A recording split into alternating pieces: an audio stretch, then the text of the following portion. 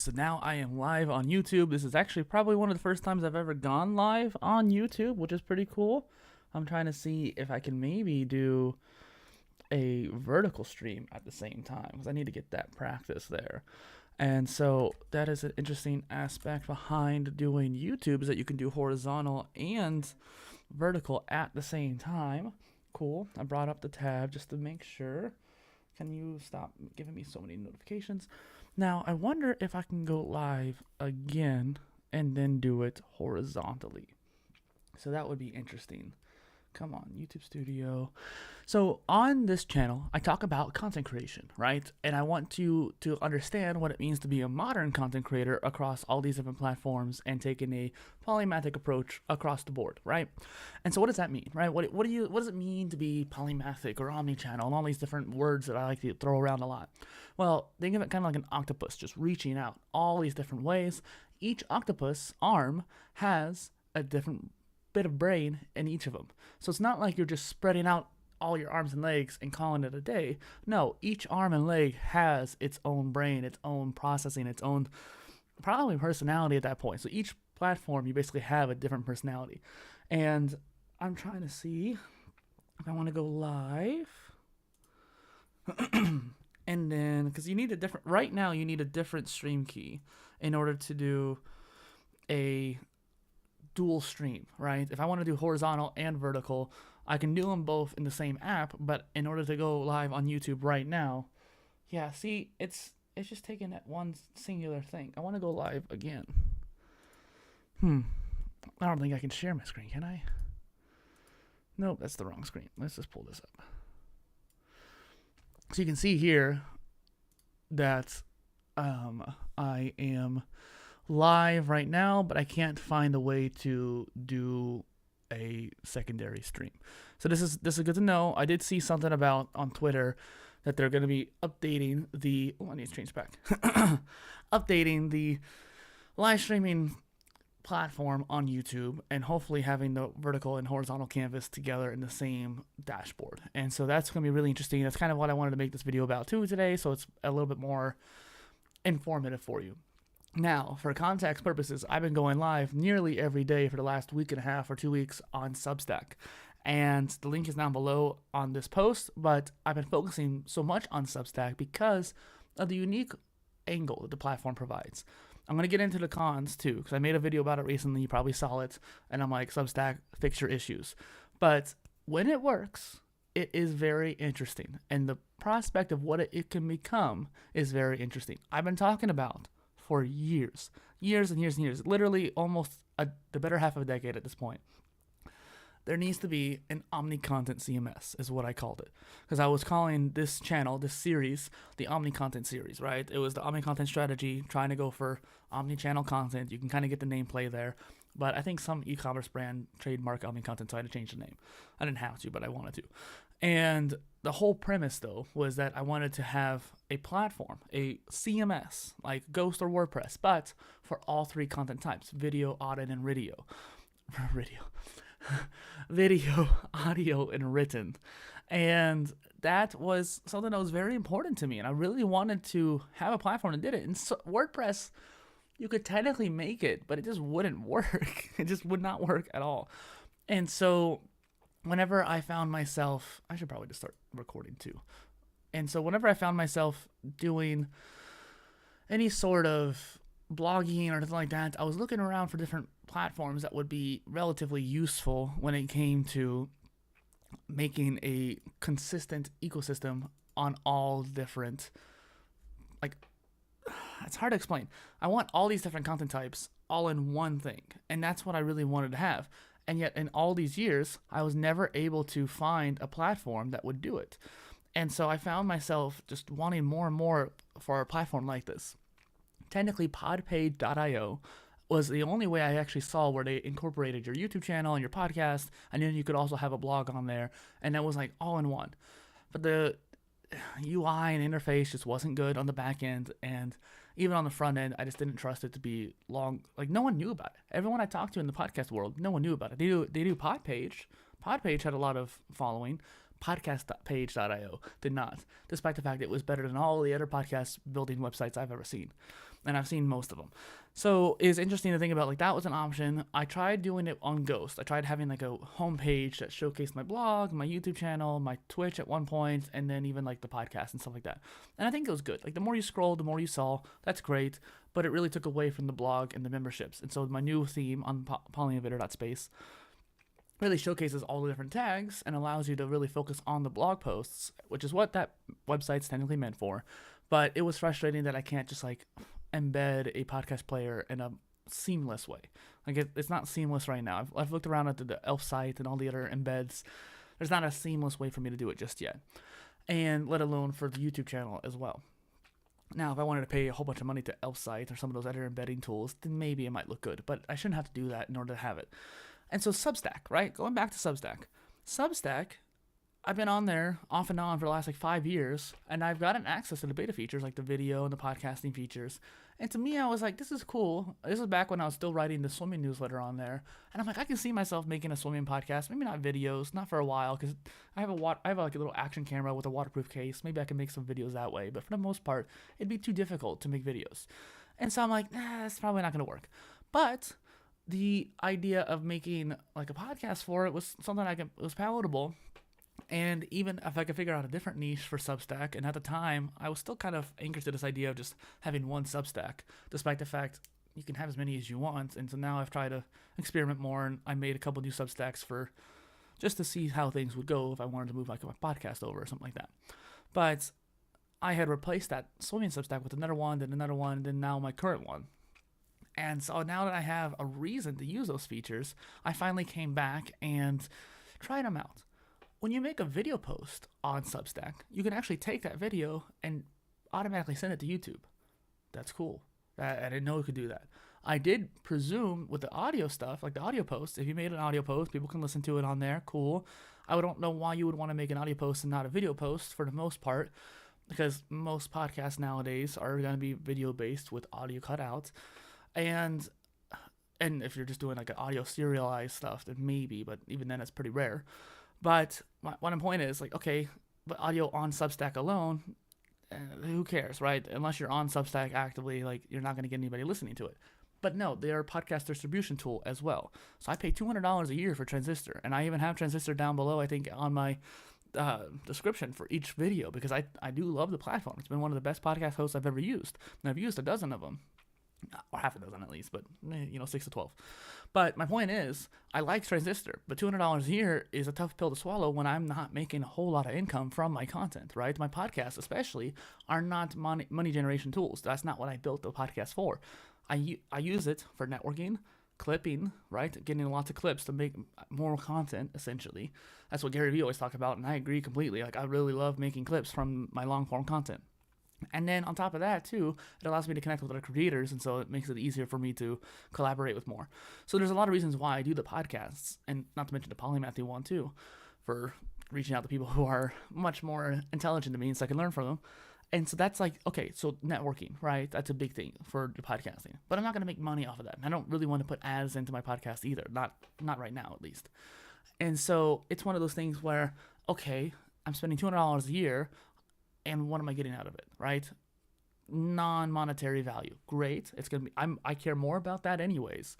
But if Substack can host it for free, and I can do the video portion of it, and that'll now give me a chance to have blog posts for every interview, that's starting to get kind of interesting now that you think about it. Because I don't like Substack as much as I thought I would, and that's why I've been off and on over the years. But after this last 2-week sprint of just posting a crap ton and live streaming a crap ton on there, I found myself really interested in being on Substack more often. I should probably change the title. Substack. Yeah, content creation with Substack. So let's get to the cons here, okay? If Substack worked, firing on all cylinders, I think it would be great. They just got a huge, VC funding too. So it's not like they can't afford a proper QA team, support team, and marketing team, particularly the partnership stuff. I just don't get why I've had so many issues in the last 2 weeks, and yet no response. None at all from Substack. And I've reached out 3 or 4 times through their Substack support.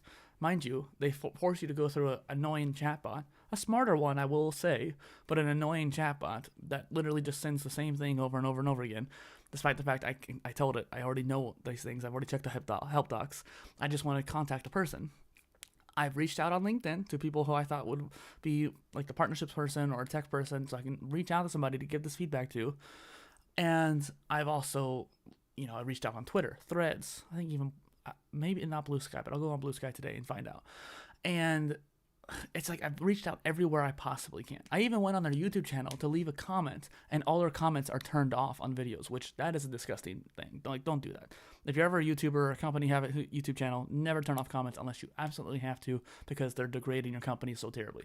In which case, you probably shouldn't be. Yeah, that's a whole nother. I think the whole turning off comments thing is kind of dumb. I did not realize there's a giant old logo on here with the end card. Is there a way for me to get rid of that? Because we don't need the giant PolyTools logo in the corner. I don't think there is. I mean, there has to be, right? But this is one of the first times I've streamed on YouTube, especially directly. Like, I literally just went to the YouTube studio and made it. And I've streamed to YouTube, I think, before, perhaps, but through just like a connection on Streamlabs or something like that. So I'm just trying to get the practice on here, especially since one of my other issues with Substack is when I've gone live on Substack, it's been pretty good. Like, it was pretty stable. I get people coming in, which means the Substack notes, it's getting fed into there. People are seeing it. However, I can't really see when people leave, for one thing, which on here at least it'll tell you concurrent viewers and stuff like that, and I can just look at the new tab and just see what's going on. But oh, that's weird. Why is there 2 streams going on? So it's interesting to think about when it comes to when you're live streaming and I turn it off here on Meld Studio, it's still going for like a minute on Substack before it finally stops the process. And like so basically the recording file ends up having 1 to 2 minutes of extra footage of just saying live streamed on Substack. That's not a huge deal. I don't care about that. But what I do care about is when that video goes over to YouTube and then people, let's say it's a 10-minute live stream, people stop at 8 minutes and leave, that drop in retention now hurts my progress and hurts my retention. And same thing goes for like Spotify and Apple too. When people are listening to the podcast version of it and it's just dead space for the last 2 minutes, that's not good, right? And that is a feature, or not a feature, but as I wouldn't even say it's a bug per se. It's more of just along the lines of it needs to shut down the process as soon as the feed stops, basically, or within 20, 30 seconds. I think it's probably there in case you get accidentally disconnected. But there's no easy way for me to get rid of that excess there. There is an AI editor in the Substack, but the problem is it only gets rid of the fluff in the beginning, right? The space in the beginning. Doesn't say at the end. And it says on the help docs you can use the clip editor. But that's not what I want. I don't want clips. Even if I were to make a clip of the entire video, that's still kind of a dumb workaround to have to work on doing. And so in the end, you have to basically download a video and edit it yourself in DaVinci Resolve or whatever, and then upload it back.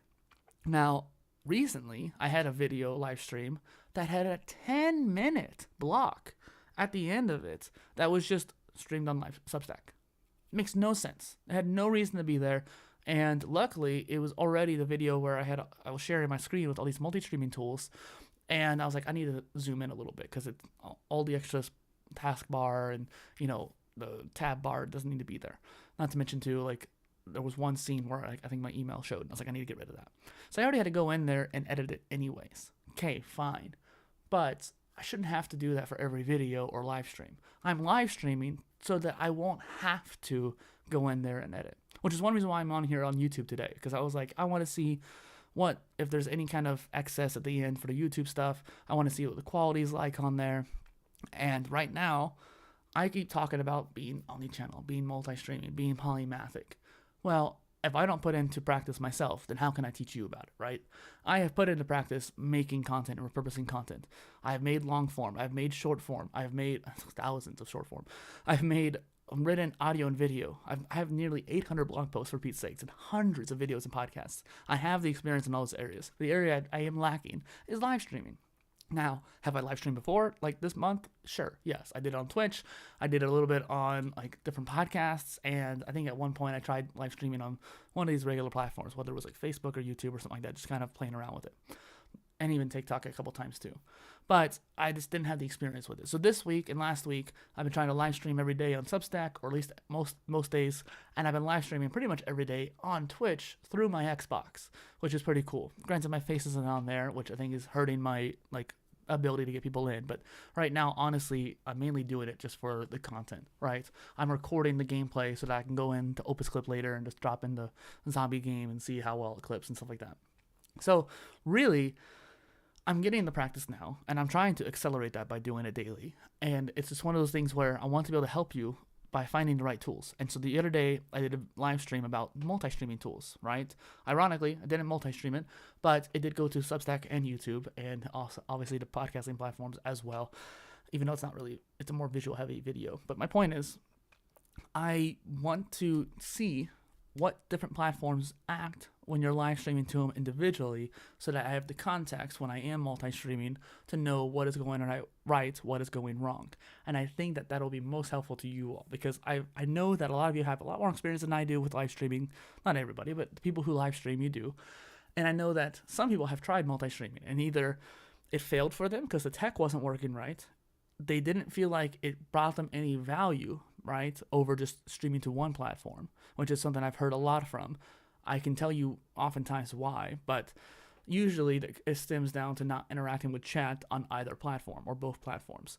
So there are multi-streaming tools that include chat, and there's also multi-chat tools that are just separate.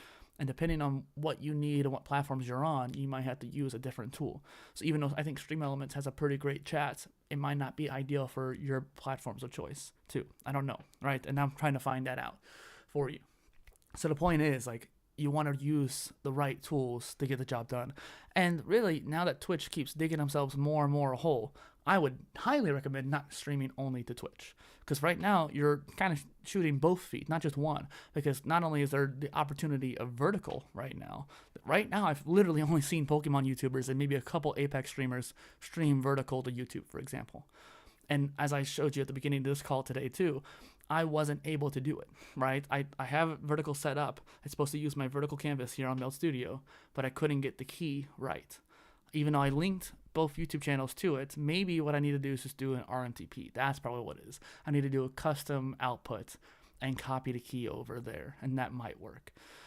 YouTube should make that like a priority, because that's really crazy how the workaround you have to do in order to do vertical and horizontal at the same time.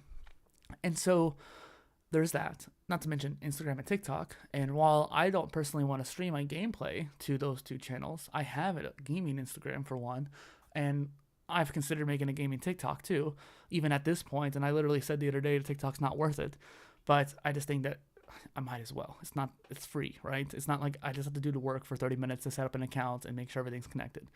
Now, over time, it's going to be less and less worth it to go on Twitch or TikTok. I think it's just going to be more and more kick in YouTube, really. And then probably some new platform that comes out too. Like maybe Vine. Maybe Vine becomes a big thing again. I think I'm putting too much faith into Elon and getting that resurrected. But they said they wanted to bring it back, and I think that it's probably one of the only things that could probably save Twitter. I'm not calling it X. X is stupid. So my point is, though, multi-streaming tools and how you go about multi-streaming from the streamer standpoint, and then on top of that too, just the difficulties of it right now. But I think if you can get past that, the opportunities there. Like Kick has been so great to so many different streamers from what I heard.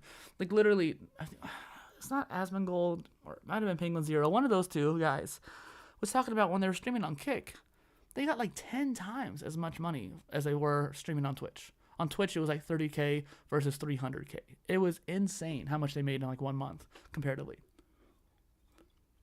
So it's one of those things where you do not want to ignore these other platforms. You do not want to just say, oh, I'm only going to do Twitch. I don't want to put all your eggs in one basket. That's what I'm trying to say. I don't want your eggs to be squished because you only focus on cherishing that one egg, and then that one egg gets squished too because Twitch implodes, right? That's the point of that.